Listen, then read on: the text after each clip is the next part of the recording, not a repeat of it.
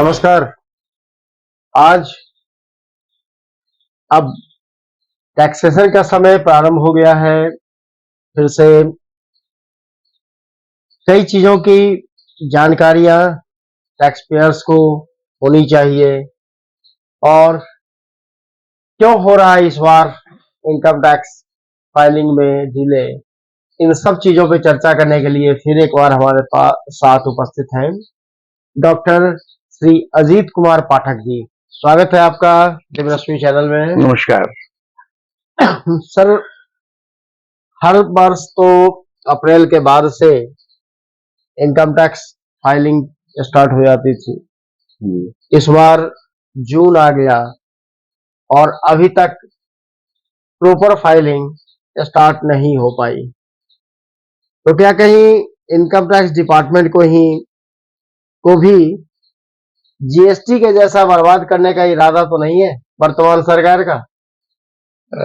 मेरी जानकारी के आधार पर कुछ अमेंडमेंट्स किए गए हैं फॉर्म में, जैसे 3 और 4 में कुछ अमेंडमेंट्स किए गए हैं, 1 में भी कुछ फॉर्म में बदलाव किया गया है और बदलाव के ही कारण अब रिटर्न फाइलिंग की अंतिम तिथि 15 सितंबर कर दी गई है और ऑडिट वाले में बस वही डेट है 30 सितंबर, लेकिन इसमें 15 सितंबर बढ़ाया गया है।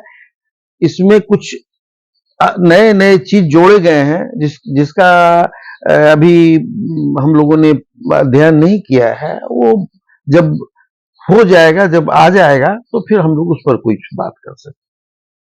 तो ये डिले होने का कारण क्या है? सिर्फ अमेंडमेंट?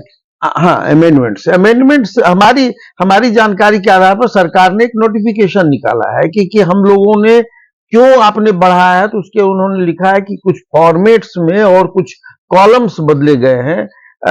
हमारे ख्याल से 2 पन्ने का एक 3-4 नंबर में 2 पन्ने का अमेंडमेंट्स आया है। क्या आया है अभी हम लोगों ने नहीं देखा है। तो गवर्नमेंट तो कहती है कि सभी लोग खुद से टैक्स प्रिपेयर कर सकते हैं, खुद से फाइल कर सकते हैं, लेकिन इतने सालों में क्या कभी आपने देखा कि कोई टैक्स पेयर खुद से भी फाइल कर सकता है? देखिए, ये बड़ा विचारणीय प्रश्न है हम लोगों के बीच में। सरकार हर बार कहती है, कई बार तो उन्होंने सरल करके फॉर्म उसने डिक्लेयर किया और सरल का जितने लोगों ने अपने से भरा। एक्चुअली हम लोगों के पास टैक्स एडुकेशन, हम सरकार को सिर्फ लाठी चलाने आता है। आज तक टैक्स का कोई भी जानकारी उन लोगों को नहीं दी जाती है। एसएससी को पता ही नहीं कि टैन क्या होता है, पैन और टैन में क्या अंतर है। अब पूछा जाता है उससे कि आपका ओपनिंग कैपिटल क्या है, क्लोजिंग बैलेंस क्या है। तो जो टेक्निकल काम है वो सरकार ने इसकी ट्रेनिंग देनी चाहिए। टैक्स पेयर्स को बताना चाहिए कि भाई तुम क्यों रिटर्न भर रहे हो, क्या क्या हो, इसमें जानकारी देनी चाहिए। ये सब सरकार फेल्योर है इस मामले में। सरकार शिक्षा उसको वो चाहती ही नहीं है, सिर्फ वो भाषण देती है और सिर्फ अपनी योजना बताती है।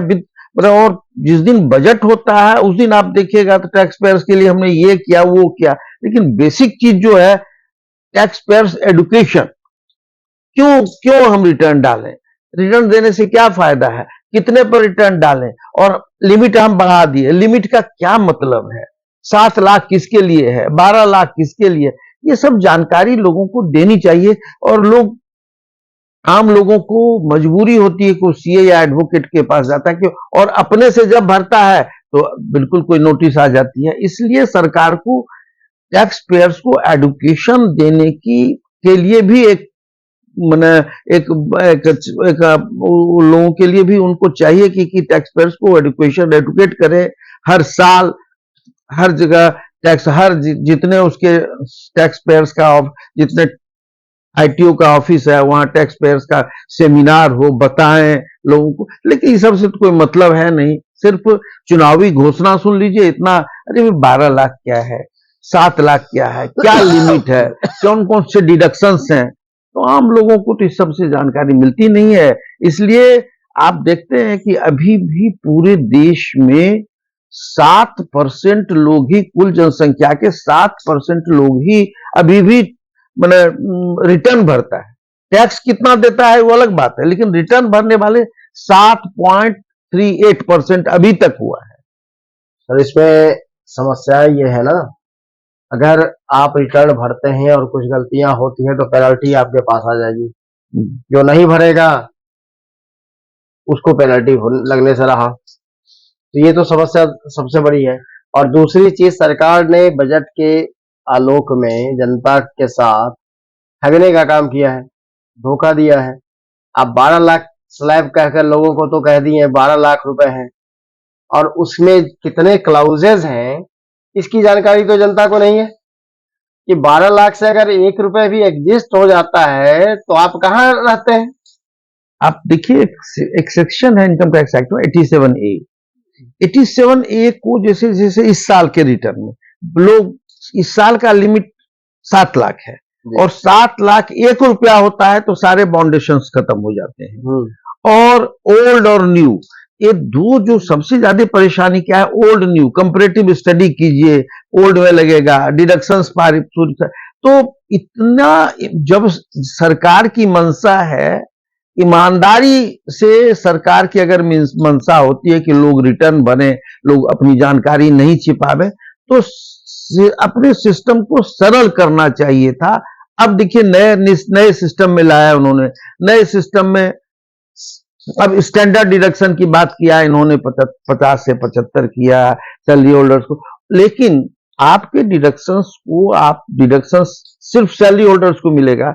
अब नई बातें, नई बात, कई देशों को का जब हमने अध्ययन किया तो नए टैक्स पेयर्स को, अब यहाँ नो टैक्स जोन है पूरे देश में, कुछ स्टेट में है कि जहां इंडस्ट्रीज लगाया जाएगा वहां टैक्स नहीं लगाया जाएगा। क्यों नहीं नए इंडस्ट्रीज को, पूरे भारत में कोई भी नए इंडस्ट्रीज को 10 साल तक टैक्स फ्री आप कर दीजिए। जो नए कारपोरेट, नए लड़के पढ़ लिख के आ रहे हैं, इंडस्ट्रीज कर रहे हैं, उनको आप तुरंत कहिए कि भाई 10 साल तक तुम कोई टैक्स नहीं दो। इस तरह की बातें नहीं होती है। सिर्फ सरकार की घोषणाएं, सिर्फ चुनावी घोषणाएं होती है, और वो चुनावी घोषणा का इम्प्लीमेंटेशन जो होता है उसको, एडुकेशन लोगों का है ही नहीं, लोग फायदा उठा ही नहीं पाते हैं। अब पहले क्या था कि आप 3 साल का रिटर्न भर सकते हैं, 1 साल, ठीक है आप रिटर्न नहीं भर, लेकिन अब 3 साल का रिटर्न भर सकते हैं, लेकिन अगर रिफंड क्लेम है तो रिफंड आपको हम नहीं देंगे। ये कहां का न्याय हुआ? तो ये आप जरा एक चीज गौर कीजिए, 2016 के बाद से ये सरकार टैक्स से ज्यादा पेनल्टी वसूल रही है। हाँ बिल्कुल, ये सरकार टैक्स पे कम और पेनल्टी पे ज्यादा चल रही है हर बात के लिए। ये तो बनियों की सिस्टम हो गई। आपको 4 साल भरना है, 4,000 रुपए जमा कर दीजिए, अपना भर लीजिए। जितने साल का भरना है आप भरते जाओ, उतने 1,000 रुपए जमा करते जाओ। आपको मिश्रा साहब एक बात जानकारी नहीं होगी, यहां असेसमेंट के 2 विंग है, पेनाल्टी के लिए अलग विंग है और असेसमेंट का अलग विंग है। अरे भाई, असेसमेंट के बाद पेनाल्टी, और हर केस में, हर स्कूटनी के केस में पेनाल्टी अनिवार्य कर दिया गया है। वो मतलब पेनाल्टी आपको, पेनाल्टी के लिए अलग प्रोसीडिंग्स चलता है, वो उस पेनाल्टी के लिए अलग से नोटिस पेनाल्टी विंग करता है और असेसमेंट का असेसमेंट विंग करता है। तो ये इतना कॉम्प्लिकेटेड करते जा रहा है लोगों को कि ये बहुत प्रॉफिटेबल। आम लोगों को, टैक्स पेयर्स को एडुकेट कीजिए, सबसे अच्छी बात एडुकेट कीजिए, और उसको ये बताइए कि तुमको क्या फायदा है। जैसे कुछ बातें होनी चाहिए कि भाई टैक्स पेयर्स को, जो टैक्स रिटर्न भरेगा उसको हम ये छूट देंगे, हॉस्पिटल में उसको इतनी छूट मिलेगी, हवाई जहाज से चलेगा इतनी छूट मिलेगी, ये टोल टैक्स उसको नहीं लगेगा। कुछ ना कुछ उसको सुविधा देनी होगी, कुछ ना कुछ। देखिए, बिना भय भी होनी चाहिए और प्रेम भी होनी चाहिए। टैक्स पेयर्स को आप सिर्फ भयाक्रांत करते हैं, सिर्फ लाठी चलाते हैं, उसको आज टैक्स पेयर्स क्यों टैक्स देगा? एमएलए एमपी लोगों के वेतन को देने के लिए, या आप सरकारी योजनाओं में जो भी आपको टैक्स आता है, टैक्स का इम्प्लीमेंटेशन जो होता है, टैक्स जो एक्सपेंडिचर होता है, जो बजट में आता है, उसका देखिएगा कि आप किसी साल के बजट में कैरी फॉरवर्ड नहीं होता है। कभी भी कोई बजट को आप देखिएगा कि पिछले बजट का इतना बचा, उस कैरी फॉरवर्ड बैलेंस शीट के आधार पर वो नहीं करते हैं लोग। इन लोगों का पता ही नहीं कि इन लोगों का कौन से हिसाब से करते हैं। इतना कॉम्प्लिकेटेड आज पूछते हैं कि जैसे महिला कल्याण विभाग 3,000 करोड़ रुपया आपके पास आया, 3,000 करोड़ में 2,000 करोड़ खर्च हुआ, 1,000 करोड़ रुपया आपका बचा। इस साल के बजट में कैरी फॉरवर्ड होना चाहिए था, लेकिन वो ये लोग नहीं करते हैं, और 1,000 रुपया फिर उसको अलग से आता है, उसका बजट से फिर अलग वो।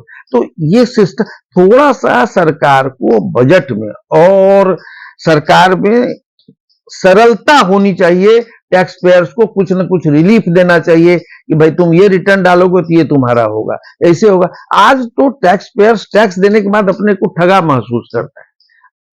दूसरी चीज है कि आपका जो प्रोपेगेंडा ये लोग करते हैं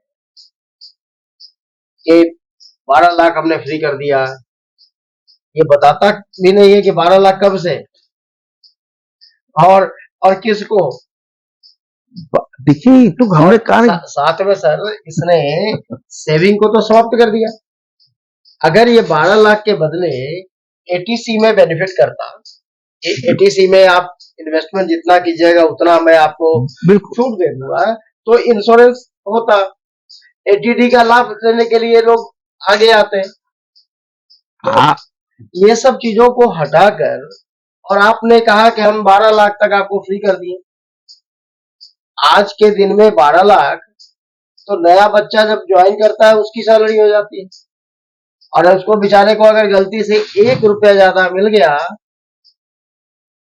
तो लगभग 4.5 लाख रुपए उसको टैक्स लग जाएगा। हमारी समझ से सरकार की ये जो न्यू स्कीम और ओल्ड स्कीम है, ये बिल्कुल कंफ्यूजिंग। भाई हम पूछते हैं कि आप भी आपके पास 83 आपके पास इंश्योरेंस वाले लोगों को आपने लाइसेंस दिया है, और अब वो आप कहते हैं कि एटीसी में इंश्योरेंस को नहीं देंगे, छूट नहीं देंगे नए स्कीम में, फिर क्यों इंश्योरेंस कराएगा लोग? और आप कहते हैं कि देश की योजना, देश में विकास हो रहा है। हम पूछते हैं कि इंश्योरेंस सेक्टर में क्या विकास होगा जब लोग इंश्योरेंस कराएंगे? हमने अपने अनुभव से जाना है कि 31 मार्च तक लोग सिर्फ टैक्स बचाने के लिए इन्वेस्टमेंट करते थे पहले। अब तो उसको आप दिया नहीं, कोई छूट नहीं, एटीडी में कोई छूट नहीं, एटीसी में कोई छूट नहीं, एटीई में कोई छूट नहीं।